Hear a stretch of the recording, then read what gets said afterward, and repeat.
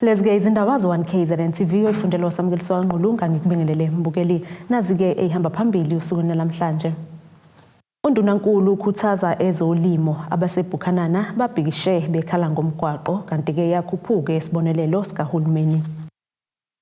Undunankulu wesifundazwe saKwaZulu-Natal uNomsadube Ncube uthi-ke ezolimo zingadlala indima enkulu ekutheni-ke kuthuthuke umnotho wezwe laseNingizimu Afrika.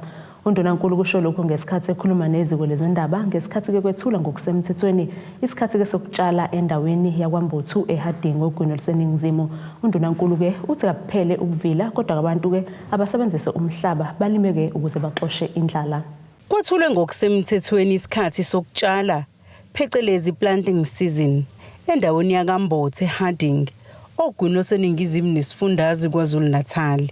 Undunankulu wesifundazwe uNomsadube Ncube uthi abantu ababhukule basebenzisa umhlaba balime ngoba ezolimo zidlala indima enkulu ekuthuthukisweni komnotho welizwe. IKwaZulu-Natal inomhlaba omningi omuhle kangako ke ingakwazi ukuthi iphakele iNingizimu Afrika yonke ngokudla iphinde iphakele ngisho amazwe angaphandle. Nathi lapha siKwaZulu-Natal singakwazi ukuthi siphakele iKwaZulu-Natal yonke sibe nomnotho nje ophakamayo uma ngase sikwazi ukuthi sisukume silime ngoba umhlaba ukhona. Sikhona ke njengohulumeni ukuthi sisize umphakathi ngazo zonke izinto zokusebenza. Kukho ngempela esingathi yini eyenza ukuthi sikhale ngokuthi imisebenzi ayikho kodwa sibe sinomhlaba ongaka odeda ngendlala sinohulumeni othi ngiyanikeza ogandaganda nginika ngisho amageja. Ungqongqoshe wezolimo esifundazweni uthi basaqhubeka nokuhlaba ikhwelo lokuthi abantu abalwe nendlala ngokuthi balime.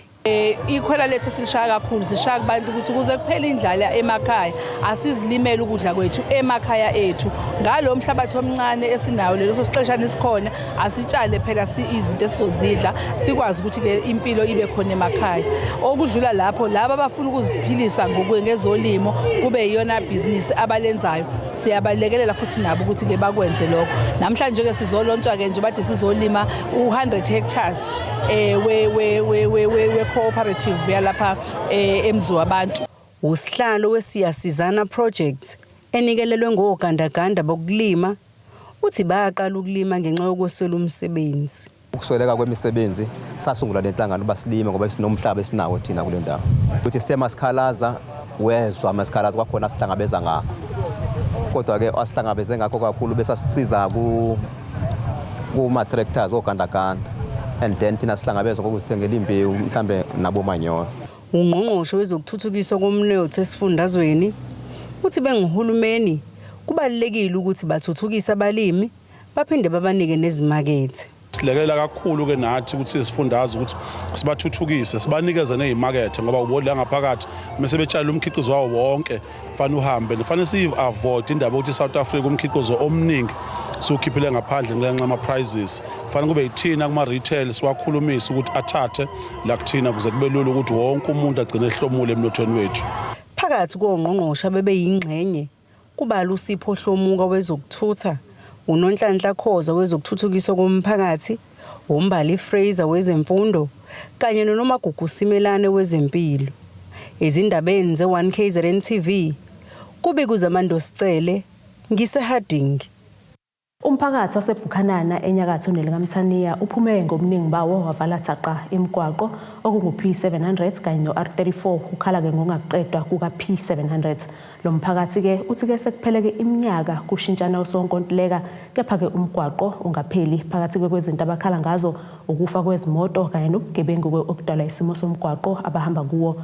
Ukukhulumela-ke ikomiti lezokuthutha obuka naseBhukhanana uthi-ke bazoqhubeka nokuvala le migwaqo kuze-ke kutholakale isisombululo. Kumenze ukuhamba kuyimoto emgwaqweni uP700 kanye no-R34 okuyimizila engena eMpangeni.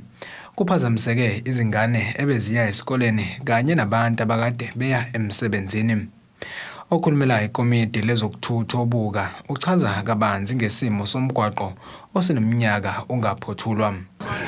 Sinenkinga ngomgwaqo osuhlale for 7 manje kade umgwaqo wama for a contractor yade ikhona kwase kusele nje ukuthi iqede letiyela and then yasuka esayithini yabuyiselwa emuva kwathiwa kushoda imali.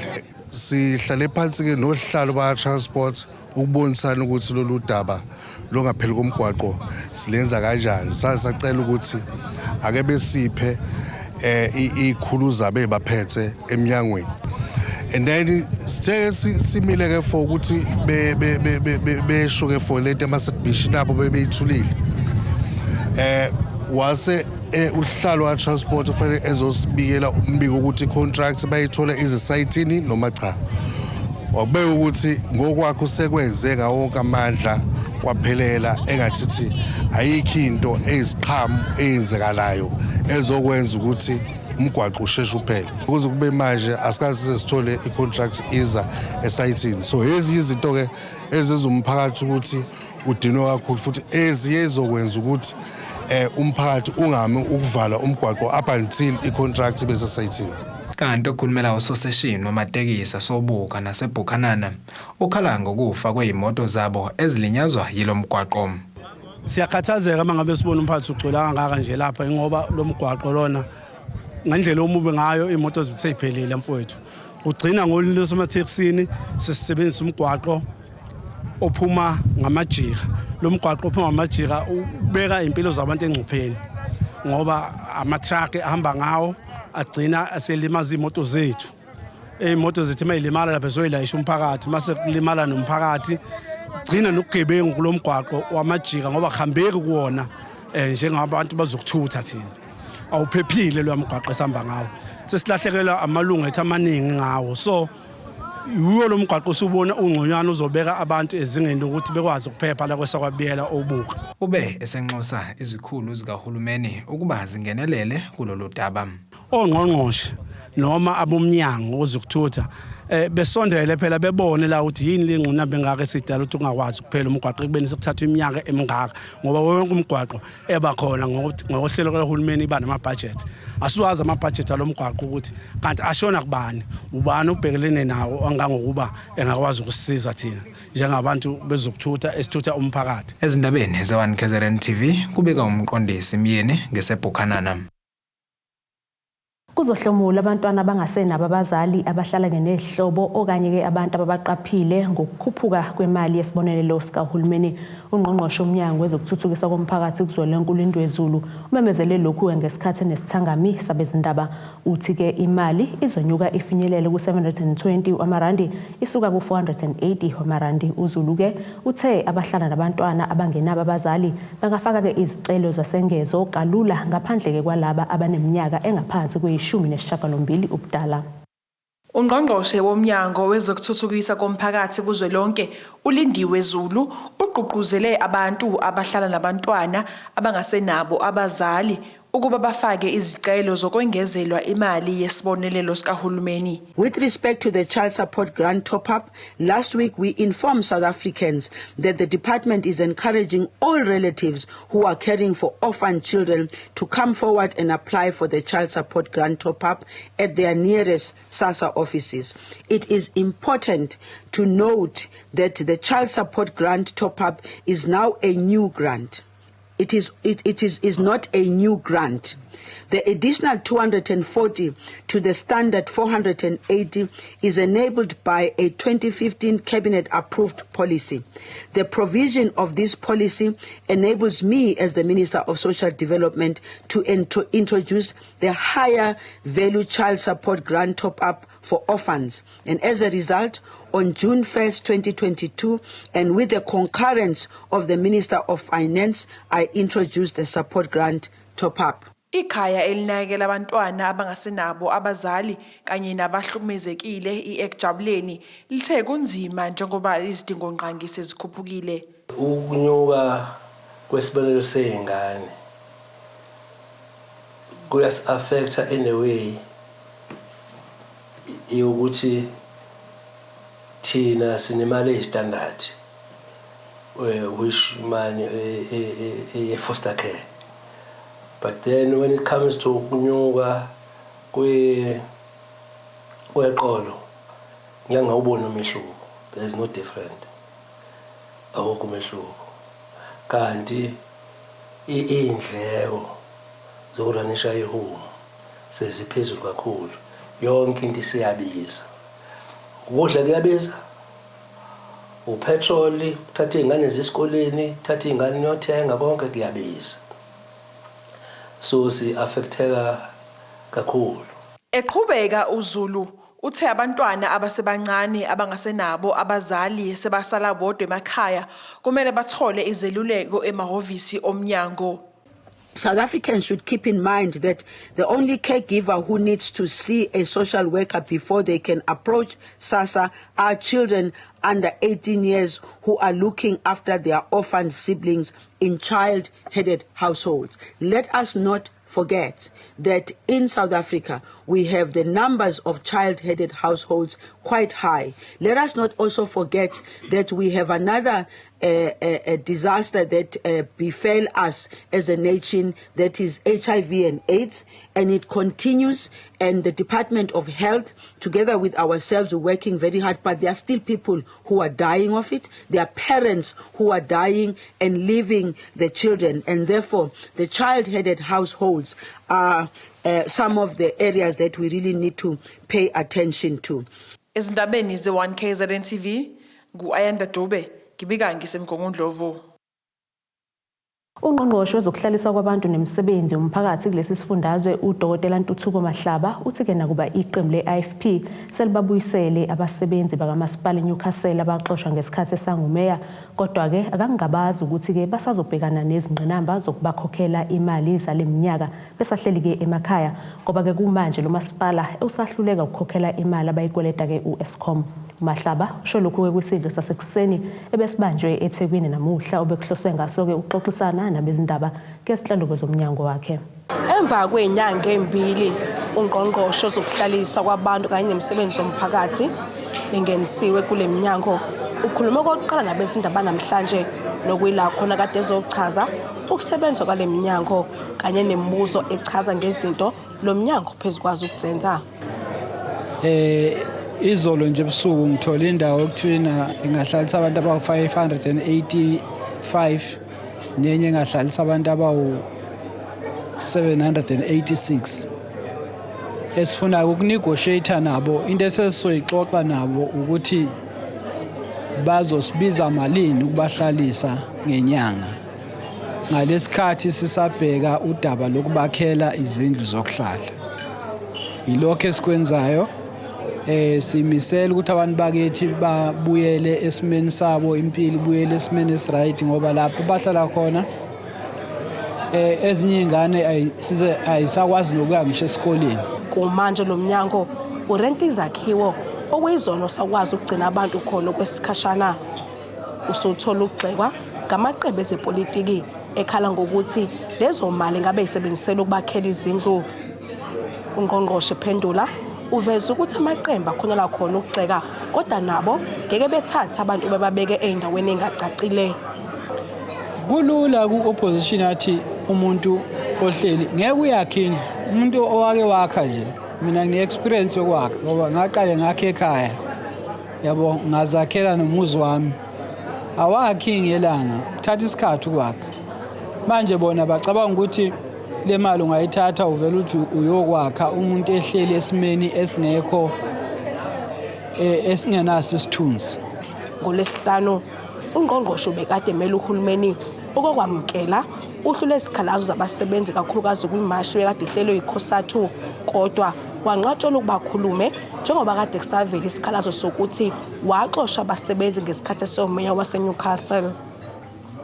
uMahlaba uthe kumxekayo ukuthi iKhosathu yahluleka ukubuyisela abasebenzi futhi usamile kutheni akenzange iphutha ngokubaxosha. Bangakhuluma nje ababuyiselwanga naye yibo, babuyiselwe inkatha eNewcastle. iKhosathu sakhuluma nayo sinama options okulungisa isimo yahluleka futhi ke anginandaba nalokho abakwenza kungihlukumezanga futhi nawe nje nami ngabona ivideo yakho angiyihlekela ngoba into enje ngijwayele mina khona into engithusayo nengangithusi into enje ngaleya ngijwayela engithusi nomuntu wayeyikhulumela nje wawumuzwa nje ekhuluma ukuthi uyidlele. Kude bokho sibisi iseThekwini. Asike sithishelele ey'tolo sobuyasiqhubeka nazo indaba zethu.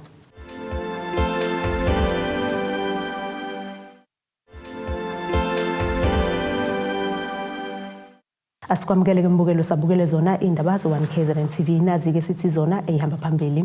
Undunankulu Ukhuthaza Ezolimo waseBhukhanana babhikishe bekhala ngomgwaqo kanti-ke Iyakhuphuka isibonelelo sikahulumeni.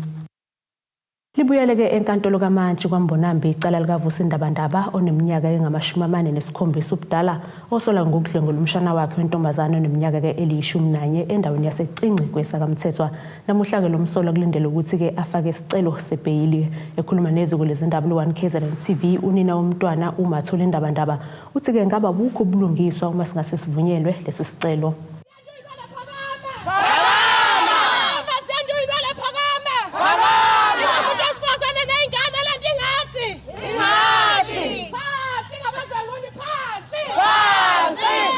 Kuhlehliselwe umhla zingama-20 kwephezulu ukulalela kwesicelo sebheyili kaMsolo Vusindabandaba obhekene necala lokudlwengula umshana wakhe wentombazane oneminyaka eli-14 ubudala. Lo malume kubuya ukuthi-ke wayidlwengula ephindelela umshana wakhe behlala naye. Amalunga komphakathi abephumile ukuzozimamisa unina womntwana. Laba-ke bebephetheke izinqwembe ezinembalo ezithi no bail for the rapist neminye eminingi. Unina womntwana ekhuluma neziko lezindaba uthi-ke ukuthi umfowabo lo wenze lento akusho-ke lutho lokho kuye, kumele nje athole isigwebo esimfanele noma ngakube uboshwa-ke ebese-ke kulahlwa isikhiye olwandle. Njoba sibule nje namhlanje sizophinda sizothi no bail kumalume uMdlonguli. Sithi asimdinga athola ibheyili ukuthi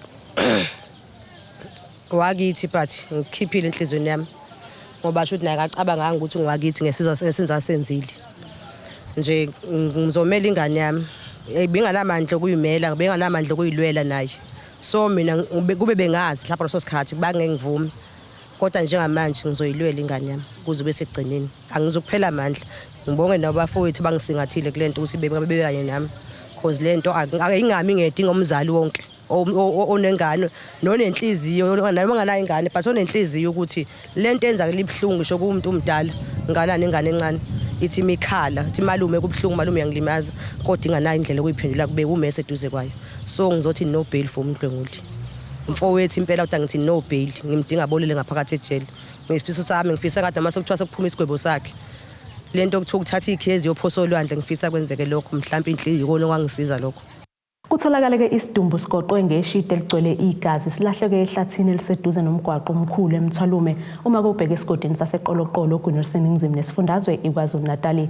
Ilungu lomphakathi libe ngabanye bafike kuqala endaweni yesigameko lazibonela lesi sidumbu futhi-ke lisebenza kuwona lo mgwaqo usiphesihle Luthuli. Uthi-ke ngemuva kokubona lesi sidumbu abasola ukuthi-ke ngowesifazane akabangesakwazi-ke ukuqhubeka nokusebenza. Izilokhu ziqhubeke njalo nokwanda izigameko zokubulawa kwabantu ikakhulukazi abesifazane endaweni yaseMthwalume oGunuseningizimu nesifundazwe KwaZulu-Natal. Abantu abebesebenza emgwaqeni omkhulu khona eMthwalume bazithele phezu kwesidumbu sigoqwe ngeshidi ebeligcwele igazi base behlaba umkhosi.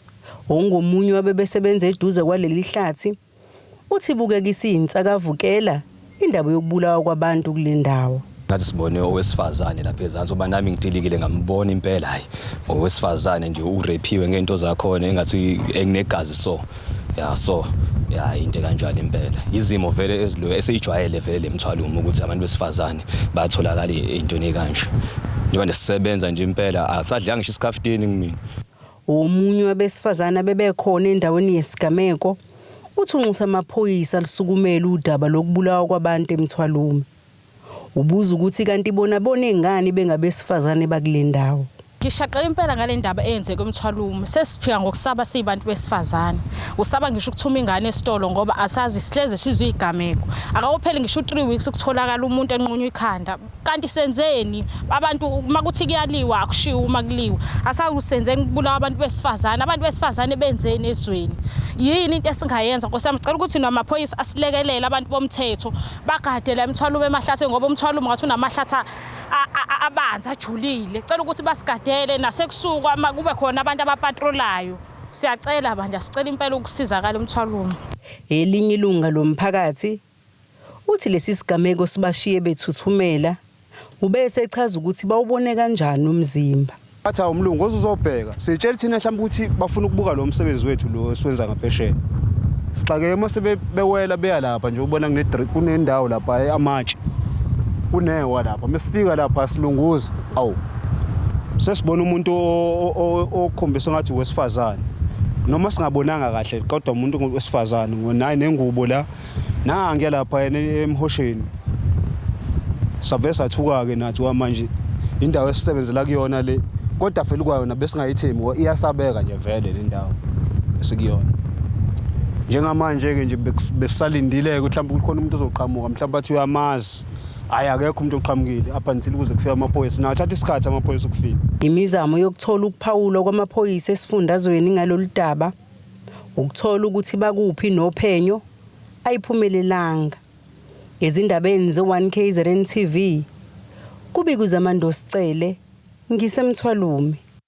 Emva kokuba ke ithimba lezindaba labika ngosizo lwendlu umndeni wakabhengu ohlala kuyo kuward 8 eDashi osomabhizinisi ke ngokubambisana nomasipala basukuma kababambisana ukwakhela lo mndeni indlu esezingeni. Imeya lo masipala umxolisi Mthethwa uthi ke angeke balinde uhlelo lomnyango wezokuhlaliswa abantu ekubeni ke umndeni uhlele ngaphansi kwesimo esibucayi.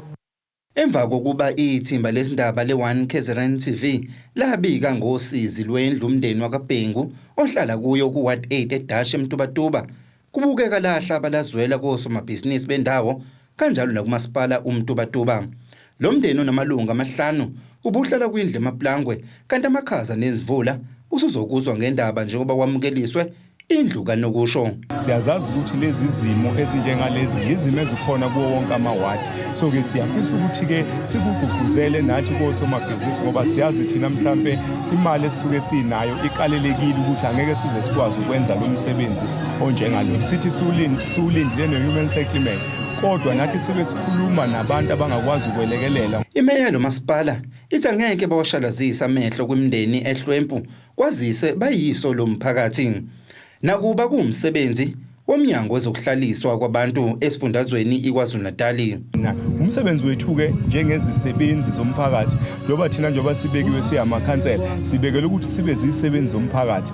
Umsebenzi wethu ukuthi sihambe se-identify imizi ekulolu hlobo bese sibone ukuthi yini eyenzakalayo. Siyazi ke njoba kade ngichazile ukuthi umsebenzi lo owenziwe osomabhizinisi bethu baseMtubatuba esikhulume nabo esinobudlelwano obuhle nabo ukuthi ababuye bebuyisele emphakathini. Lendlu namagumbi amabili okulala nelokuphumula kanye nekhishi kubukeka izoba usizo olukhulu kulomndeni obuhlala kwindlu enethayo. Ezindabeni ze1KZNTV kubikuthi abantu maphumulo eMtubatuba. Asiphinde sithi ishelele etolo sobuya futhi siqhubeke nazo indaba zethu.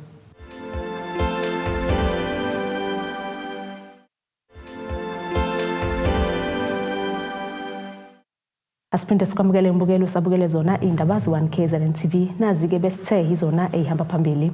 Undunankulu Ukhuthaza Ezolimo abaseBhukhanana babhikishe bekhala ngomgwaqo kanti-ke Iyakhuphuka isibonelelo sikahulumeni.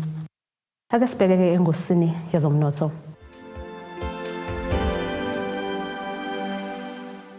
Irandi lakuleli lu-18.17 emaqhathaniswa nedola laseMelika libo 20.3 emaqhathaniswa nopondo waseBritain libo 17.59 emaqhathaniswa ne-euro yase-Europe. Igolide lona libo $1,664.27 i-ounce kuthi welongahluzwe wona bo $96.19 umphongolo. Ake sibheke engosini yezemidlalo.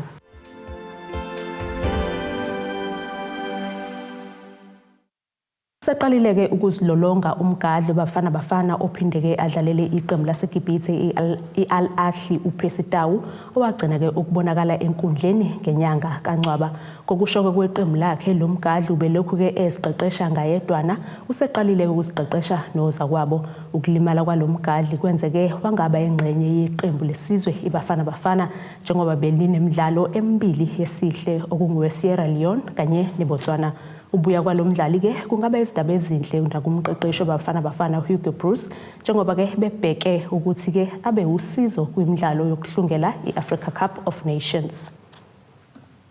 Nasike isimo sezulu esingalindeleka.